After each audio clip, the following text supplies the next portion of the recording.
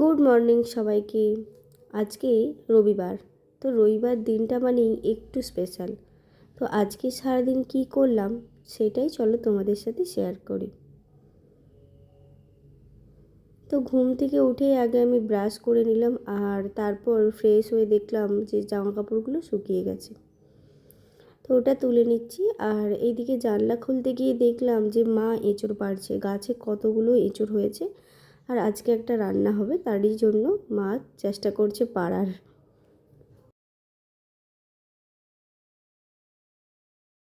আর সপ্তাহের প্রত্যেকটা দিন যাই হোক না কেন, এই শনিবার আর রবিবারটা এলে না আমার ভালো লাগে। কারণ ওই দিন আমার ননদ আর হাজব্যান্ড আসে, তো বেশ অপেক্ষাও করি ওদের জন্য। আজকে তো ননদ আসবে না, ও একটু কাজে ব্যস্ত, বাট হাজব্যান্ড আসবে, তো ওর জন্যই ওয়েট করছি। আর এখানে বেডটা ভালো করে গুছিয়ে নিলাম। তার তোমাদের বলি, কার ডাকে সকালে ঘুম ভাঙে। এই যে পাখিগুলোকে দেখছো কাঁচের ওপর এসে টক টক করে আওয়াজ করে, কাদের বাড়িতে এরকম হয় বলো তো? আমার তো সকাল বিকাল এটা অ্যালার্মের মতো কাজ করে। চলো, তারপর এখানে এসে আমি দেখছি কাঁচটা বড়ই অপরিষ্কার লাগছে, তার জন্য ভাবছি এটা একটু মুছে ফেলি, আজকে ছুটি আছে। আর রবিবার মানেই দেখবে এক্সট্রা কাজ করতে একটু ইচ্ছে হয়, কোথাও অপরিষ্কার থাকলে পরিষ্কার করার সময়টুকু আমরা পাই। তো ওই কাঁচটাই পরিষ্কার করে নিচ্ছিলাম। আর আজকে একটু তাড়াতাড়ি ছিল, তার জন্য বেশি কাজ হলো না। এটা করার পর যেটা কাজ থাকে স্নান করা আর পুজো করা, ওটাও আমি সকাল সকাল করে ফেলি। আর স্নান করে এখানে প্রথমেই আমি খেয়ে নিচ্ছিলাম, আমন্ডগুলো ভিজানো ছিল। তো ওটা ওটা বেশ খেতে, সত্যি বলছি, খুব একটা ভালো লাগে না, কিন্তু এর গুণাগুণ শুনে খেতে তো হয়।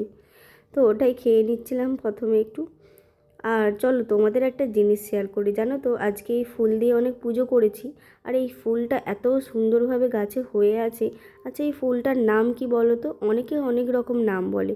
তোমরা যদি নামটা জানো অ্যাকচুয়ালিতে এর নামটা কি, তাহলে কমেন্ট করে জানিও।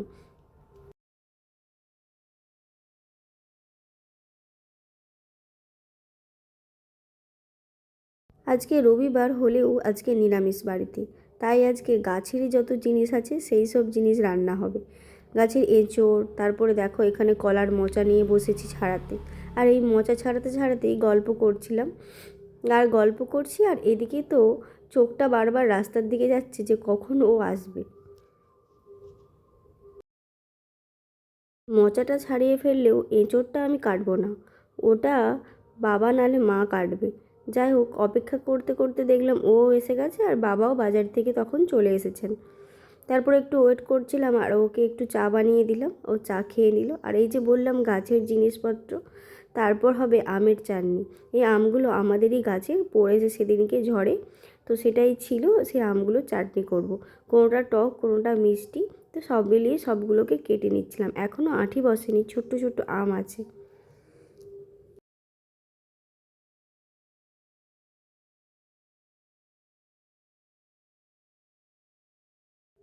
আর তারপর এখানে আমি চাটনিটা বানাচ্ছিলাম, আর মা ওখানে উনানে বাকি রান্নাগুলো করছিল। আর আমি এখানে ডাল আর চাটনিটা করে নিচ্ছিলাম গ্যাসের মধ্যে। আর জানোই তো এখন কীরকম গ্যাসের সংকট চলছে সব জায়গায়। সে ছাড়ো, বাদ দাও। তো তারপর এখানে দেখো এঁচোড়টাও হয়ে গেছে সেদ্ধ করা, মা এবার এঁচোড়টা রান্না করবে, তার আগে অন্য একটা বাকি রান্নাগুলো করে নিচ্ছিল। আর সত্যি কথা বলতে, যতই আমরা মাছ মাংস খাই না কেন, নিরামিষের দিন যদি সুন্দর সুন্দর বাড়িতে রান্না হয় তাহলে বেশ খাওয়া দাওয়াটা ভালোই হয়। আজকে নিরামিষ হলেও খাওয়া দাওয়াটা খুব ভালো দেওয়া হয়েছিল। তো দুপুরটা দেখলাম প্রচণ্ড রোদ বেরিয়েছে, তাই জন্য আমি পর্দাগুলো সব এঁটে দিচ্ছিলাম। আর তারপরে লাইট টাইট অফ করে দুজনে মিলে একটু সিরিজ দেখছিলাম। ওই একেনবাবুর যে বেনারস সিরিজটা থাকে, ওটা আমাদের বাকি ছিল, তো ওটাই আগে দেখে নিচ্ছিলাম। আর দুদিন পর তো আবার একটা সিরিজ বেরিয়ে যাবে। যাই হোক, আমার এই ডিটেকটিভ টাইপ দেখতে না বেশ ভালো লাগে। তো বিকেলে উঠে একটু লস্যি খেয়ে নিচ্ছি এখানে বসে বসে।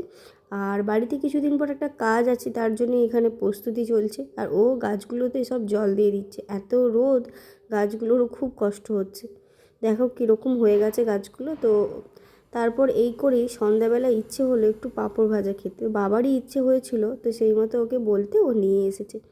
আর সন্ধ্যেয় চা আর পাঁপড় দিয়ে সন্ধেবেলাটা তো বেশ সুন্দর কেটে গেল।